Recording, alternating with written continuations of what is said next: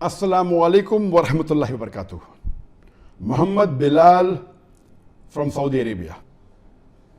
I request you to kindly give a brief description on the life history of Sheikh Ur-Rahman Azmi, alias Bankelal, Rahimullah, a revert from Uttar Pradesh state of India, who recently passed away in Medina al-Munawwara. Inshallah, this story might provide inspiration to many of our Muslim brothers, and God willing might also serve as an eye-opener to many Hindu brothers. Jazakallahu khairan. Last month, the Muslim Ummah lost an important personality, Sheikh Professor Dr. Muhammad Ur-Rahman Azmi. On the 30th of July 2020, on the Yawm al-Arafah, on the 9th Dhul Hijjah, during the Zohar Azan, Sheikh Ur-Rahman Azmi was very close to me, and he was one of the first few teachers of mine as far as teachers in the Islamic deen is concerned. And I pray to Allah subhanahu wa ta'ala that may He grant him Jannat al-Firdaus al-Ala in the company of Prophet Muhammad sallallahu alaihi wasallam. Sheikh Ur-Rahman Azmi, he was the dean of the faculty of Hadith in the Islamic University of Medina. And he was also a lecturer in the Prophet's Mosque, that Masjid al-Nabawi in Medina. Who would have imagined that the person who was the dean of the faculty in the famous Islamic University of Medina and also a lecturer at the Prophet's Mosque, Masjid al-Nabawi, was born in a Hindu family in 1943, about 76 years ago, in the village of Bilaria Ganj, in Azamgarh, in the state of UP, in India. Imagine a person who was born in Uttar Pradesh, one of the most communally charged states in India, where the Muslim minority, they are harassed and persecuted. From there, where he was born, Allah transformed him, and a person who spent most of his life in the most peaceful city in the world, that is Medina Munawwara. And alhamdulillah, he died on one of the best days of the year, that is Yawm al-Arafah, during the Azan of Dhuhr time. Alhamdulillah, what a journey. Sheikh Ur-Rahman Azmi, his name was Bankelal, and he was born in a Hindu family, and at the age of 16, he was inspired by the teachings of Islam. Mainly, he was inspired by the oneness of Allah subhanahu wa ta'ala, by the message of Tawheed in the religion of Islam. And at the age of 16, he reverted to Islam. After he accepted Islam, his life was in danger in the state of UP. He was forced to migrate to do hijrah to the state of Tamil Nadu. And in Tamil Nadu, he studied Arabic and Islamic studies in Jamia Darus Salam in Umrabad in Tamil Nadu. And after he completed his course of Arabic and Islamic studies, after 6 years, he was accepted as a student for the bachelor's degree in the famous Islamic University of Medina. Alhamdulillah, he was the first Muslim who was a Hindu revert who was accepted as a student in the Islamic University of Medina. And after he finished his bachelor's degree in the Islamic University of Medina, he went to Mecca and he enrolled himself in the King Abdulaziz University in Mecca, and he finished his master's degree. And later on, this university is now called as the Qura University, Makkah. And from Makkah later on, he went to Cairo, Egypt, and he did his PhD in Al-Azhar University in Cairo, in Egypt. And after he finished his PhD, he came back to Saudi Arabia, and alhamdulillah, he was appointed as a professor in the faculty of Hadith in the Islamic University of Medina. And later on, he took various posts of administration, of teaching in various institutes, including the Muslim World League, the Rabta Alam al-Islamiyya in Makkah. Later on, he was again appointed as the Dean of the Faculty of Hadith in the Islamic University of Medina, where he retired. And simultaneously, he was also a khatib, a lecturer in the Prophet's Mosque in Masjid al-Nabawi in Medina. Imagine what a journey from one of the worst states of India to one of the most peaceful cities in the world. And alhamdulillah, Sheikh Muhammad Ur-Rahman asked me, he has authored dozens of books in Arabic.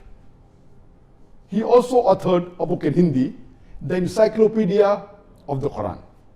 And he also wrote his autobiography in Urdu, titled From Ganga to Zamzam. But his main and the most famous work, I'll come to it inshallah later on. The first time I met Sheikh Ur-Rahman Azmi was in 1997 when I went to Medina to study Arabic as a language. Before that, 1 year before that, in 1996, I went to Makkah and I studied for 1 month under Professor Dr. Nadwi, who was a teacher of Arabic language, a professor of Arabic language in the Umm University. Since I had Umrah visa, I could not stay for more than 30 days. Then later on, I tried to find out that who is the best Arabic teacher in the world who can teach to non-Arabs. And I got the reply, it was Dr. Wafat Rahim. And he was the head of the Lugha department, the Arabic language department in the Islamic University of Medina. And people told me he's a very busy person and he mainly takes students of the PhD. So I doubt whether you'll be able to meet him or whether he'll give you time. But I said, what's the harm in trying? So I went to Medina and I met Dr. Wafat Rahim and I told him that I'm a Dai in this field of Islam and I would like to learn Arabic. So he told me, do you know that you gave a talk a few weeks before in Medina? I said, yes. I was sitting on the first row for your talk. And then I happened to know that, mashallah, he attended my lecture and he was very much willing to give me time. So much so that he told me that if you spend about 6 months with me, inshallah, you will know Arabic as a language. And he promised to give me more than 5 hours every day, after Zohar till just before Maghrib, every day. Alhamdulillah. And that's the time I took out my Aqama, my resident permit of Saudi Arabia, so that I could spend 6 months in Medina. That's in the year 1997. But unfortunately, I hardly spent 1 month, maybe a few days less than a month, where I spent 5 hours every day with Dr. Wafat Rahim. And when I went to his house, I realized that he was a close friend of Professor Dr. Ur-Rahman Azmi. And not only a close friend, he was also a tenant. In the villa that he lived on the ground floor, and on the first floor was the owner of the villa, that is Professor Dr. Ur-Rahman Azmi. And that's the time I met him, and I also became very close to Professor Dr. Ur-Rahman Azmi. And I requested him that can he give me time. So he agreed to give me twice a week, few hours every session, twice a week. And with him also, mashallah, I studied for about a month. And my basics of my hadith, I acquired my knowledge from Dr. Professor Ur-Rahman Azmi. And in the passage of time, I became very close to him. And when I was studying under him, I asked him the question that whenever I say in my lecture that Muslims should follow Quran and Sahih Hadith, Quran and Sahih Hadith, do we have all the Sahih Hadith compiled together? And the answer but naturally was no. Yes, there are many books of Sahih Hadith. We have Sahih Bukhari, Sahih Muslim, then we have the Kutub al-Sitta, etc. But we don't have all the Sahih Hadith compiled together. The best work that was done at that time was by Sheikh Nasir al-Albani. Besides the two Sahihain, Bukhari and Muslim, the remaining 4 books of the Kutub al-Sitta, that is Sunan Abu Dawud, Sunan Nisai, Tirmidhi, and Ibn Majah, Sheikh Nasir al-Albani, he bifurcated into Sahih and Sahih. So you have the Silsila Sahih, which has compilation of all the Sahih Hadith in the balance 4 books of the Kutub al-Sittah. But to say that all the Sahih Hadith were compiled, many of the people tried in the past, but no one completed the project. So while discussing with Sheikh Professor Ur-Rahman al-Azmi, this was the time that maybe the seed was sown. And after he retired, alhamdulillah, he spent about 15 to 18 years in this project. And he compiled all the Sahih Hadith together. And according to Professor Ur-Rahman al-Azmi, he told me that there are about more than 1 million hadith that is there. If you remove all the duplicates, many hadiths are duplicate, the matter is the same. The chain of narrators are different, or maybe the matter differs very slightly. So if you remove the duplicate hadith, different chains, but the matter being the same, he told me there are approximately 60,000 hadith.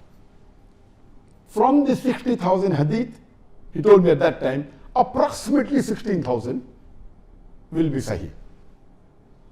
And after he retired, alhamdulillah, he took this voluminous project to compile all the Sahih Hadith of all the books, not only the Kutub al-Sittah, but all the other books of Hadith, and get them together and remove the duplicates so that anyone who reads this book can say that he has read all the Sahih Hadith. And he told me that to the best ability, he finished this project, maybe I think about 4 years back. And that was the first edition that was printed. In the manuscript form, it was in 20 volumes. And this work was given to Dar es-Salaam for printing. And they printed this book, which Sheikh Ur-Rahman called it as Jami Kamil. The full name is Al-Jami Al-Kamil Fil Hadith As-Sahih Al-Shamil. This is the complete name. Short form is Jami Kamil, we say. The full name is Al-Jami Al-Kamil Fil Hadith As-Sahih Al-Shamil. This is the complete name. And it was printed in 12 volumes by Dar es-Salaam, the Arabic. And it contained about 16,500 ahadith. All the duplicates removed, and it gave the chain of narrators. It also gave the hujjah, why this hadith is sahih, or why this hadith is zaif, and didn't include it into the main list. And he had his own criteria. Every scholar, besides the basic criteria that is there of the sahih hadith, they have their own way of analyzing. And they may agree with most of the scholars, they may differ sometimes. So he gave his reasoning why he differed when some scholars say it is sahih, and according to him it wasn't sahih, it was zaif. He gave his reasoning, or some scholars said zaif and he said it is hasan. So the takhrij is also there. So all this put together, the chain of narrators with the takhrij, it was approximately 16,500 hadith. And he added another 3,000 hadith to it. Those hadith which were very commonly known. It may be zaif, it may be mawdu, so people should not say that he skipped it. And even those hadith which were said to be sahih by famous muhaddithin, but he considered it as zaif, he even mentioned that, and that was another 3,000 hadith. So that no one could say that he missed.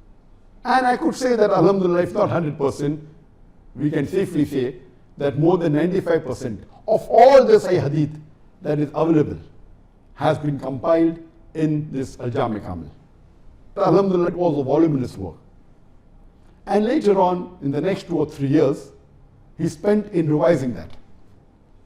And recently, mashallah, just a few months back, the second revised edition has been printed of this Al-Jami Al-Kamil in Pakistan. But this time, the lettering is a little bit bigger, so it is 19 volumes. And alhamdulillah, I requested him that why doesn't he make a condensed version, a muqtasar al-Jami Kamil, so that it can be translated. Because the main book is good for scholars and for researchers, but for normal layman, they are not so much bothered about the takhrij, they are more bothered about the hadith. So he agreed, and he also made a muqtasar Jami Kamil in 5 volumes, which doesn't have the takhrij, which only has the sanad of the hadith and hadith number. He may say this hadith is also there in Sahih Bukhari, hadith number so and so, also there in Sahih Muslim, hadith number so and so, also in Abu Dawud, hadith number so and so. So at the end of the hadith, he even gave the references where it's present. And the same hadith may be present in 3 books, or in 4 books, or in 5 books, many a time more than that, so that no one can say that these hadith have been missed. So in the Mukhtasar, the Takhrij is missing, but the complete sanad is there. And alhamdulillah, even this Mukhtasar is complete, and it's under the process of translation. And I took the onus of having it translated into English. And this project we started about 4.5 years back, after the first edition was completed, along with the Mukhtasar. And we gave it to someone who was expert in Arabic and English. And the project was for 3 years. But unfortunately, when the translation was completed, I had it checked with some other expert, and I wasn't happy with the English translation, so we are re-revising it. And so far we have completed the first volume and part of the second volume. I think it will take another 1 or 2 years, because I believe that the translation should be good. Unfortunately, the English translation of most of the books of Ahadith is not up to the standard. Most of them are poor, some are fair, some may be good, but not of excellent quality. So inshallah, we expect to complete the translation of the Mukhtasar Jami Kamil, inshallah, in the next 2 years, and we'll have it printed into English. I also requested Prophet Ur-Rahman asked me to have the full Jami Kamil only in 1 volume without the sanad, which he disagreed. He said, we as muhaddithin, we don't believe a hadith can be without sanad. I said, let's be practical. If you want to give it to the layman, or maybe a student of knowledge, to make it more compact, so that only write the name of the Sahaba who narrated it without the sanad. So finally, after many years, he agreed, and he had just started with the project of making it into 1 volume, so that it is more condensed and easier for the layman or the common Muslim to read. Unfortunately, he could not complete that 1 volume. I'm in touch with some of my common friends and with the children of Prophet Ur-Rahman Azmi, and inshallah we'll try and make this Jami Kamil into 1 volume, so that we only have the main hadith with the name of the Sahaba, so that the hadith becomes much shorter and easier for a common man to read. And if we read this, we can at least say that we have read the Quran and we have read almost all the Sahih Hadith. So if it's in 5 volume now, Mukhtasar Jami Kamil, it may be in 1 volume later on. It's possible for most of the Muslims to read if they want to read. But reading all the books of Hadith is extremely difficult, or next to impossible for a common man. Inshallah, we pray to Allah subhanahu wa ta'ala that may this 1 volume of Jami Kamil also come into existence very soon. But at present we have the Mukhtasar Jami Kamil, and alhamdulillah, by Allah's grace, Prophet Ur-Rahman asked me, he gave an authority to me. He gave a letter to me saying that I have the right to translate his complete Al-Jami, Al-Kamil, Fil Hadith, Al-Sahih, Al-Shamil, into any language what I want. And he gave me permission even for the Mukhtasar Jami Kamil to be translated. And alhamdulillah, he gave me 20 blank letters that I can give permission to any publisher to publish his original Arabic version of the Jami al-Kamil. But natural, I don't intend selling this to anyone, but natural for the benefit of the Ummah, to spread the message of the great work done by Dr. Ur-Rahman Azmi. And I pray to Allah subhanahu wa ta'ala that this work that he did, it is really voluminous. Many people in the last 1400 years tried, but they could not complete it. Allah blessed him, alhamdulillah, that after he retired, he spent, along with the revision, spent approximately 20 years compiling the hadith, doing his takhrij. He had a couple of 2-3 of the PhDs who helped him in this project, but he did it single-handedly, alhamdulillah. He didn't want any other scholar or any other person to interfere. There were some students of PhD or some who passed PhD did help him in copying, that's it. But he himself wanted to do it individually. And alhamdulillah blessed him and he completed the project. Though this book is not that famous, I'm waiting for the English translation to be completed, and inshallah then we will market it better so that the whole Muslim Ummah can benefit from one of the greatest works done by late Sheikh Professor Dr. Muhammad Ur-Rahman Azmi, Rahimullah. May Allah have mercy on him. And I pray to Allah subhanahu wa ta'ala that may he grant Jannat al-Firdaus al-Ala to Sheikh Muhammad Ur-Rahman Azmi.